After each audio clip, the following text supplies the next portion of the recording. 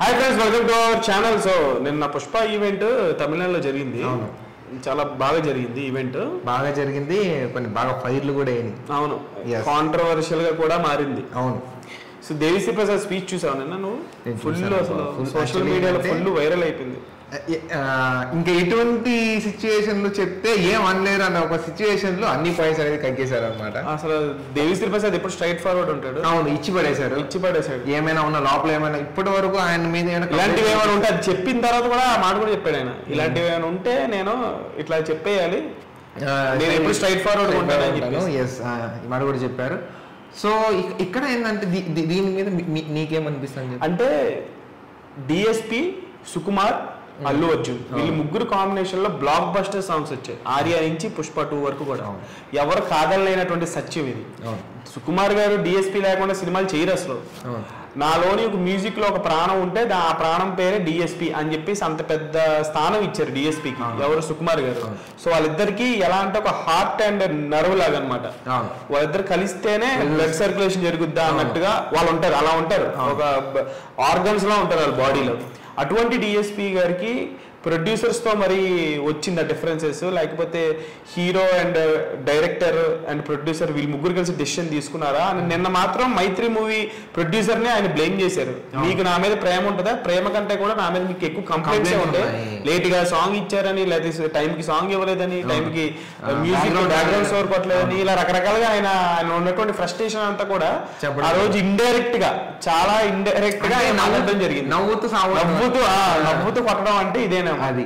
So complete గా. So ఇంకో విషయం ఏంటంటే మనకి వరకు మనకు ఒక న్యూస్ వచ్చింది, అరే పుష్ప 2 బ్యాక్గ్రౌండ్ మ్యూజిక్ ఇంకా అవ్వలేదు, సో దీంట్లోకి తమన్ వచ్చారు, లేకపోతే ఆ మ్యూజిక్ డైరెక్టర్ వచ్చారు, ఈ మ్యూజిక్ డైరెక్టర్ వచ్చారు అని చెప్పేసి.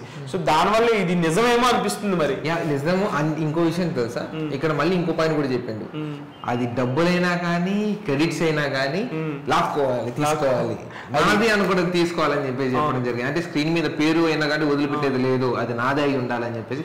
ఎందుకంటే ఈ పుష్ప 2 అనేది మూవీ అనేది పుష్ప 1 కి సీక్వెల్. పుష్ప 1 అసలు ఎట్లా లేసింది? అవును, ఎందుకు డిఎస్పి బీజిఎం సాంగ్స్ లేకపోతే పుష్ప సక్సెస్ లో 50% డైరెక్టర్ హీరో అయితే 50% మ్యూజిక్ డైరెక్టర్. అవును. ఇప్పుడు పాయింట్ ఏంటంటే, మెయిన్ పాయింట్, శ్రీవల్లి సాంగ్ ఎందుకు హిట్ అయింది? అవును, ఓ అంటావు పాట ఎందుకు హిట్ అయింది? సాంగ్స్ హిట్ అవడం వల్లే కదా దానికి అంత క్రేజ్ వచ్చిందంటే. దానికి 50% రీజన్ సుకుమార్, డిఎస్పి ఖచ్చితంగా డిఎస్పీ, ఇంకో 50% సుకుమార్ అండ్ హీరో. దాంట్లో ఎటువంటి సందేహం లేదు. ఇప్పుడు ఒక మూవీ ఒక బాడీ అనుకుంటే దానికి కంప్లీట్ బ్రెయిన్ వచ్చేసి మన సుకుమార్ గారు. అవును. బయట కనబడేది వచ్చేసి కంప్లీట్ గా బాడీ, హార్ట్ వచ్చేసి, ఫేస్ వచ్చేసి అల్లు అర్జున్.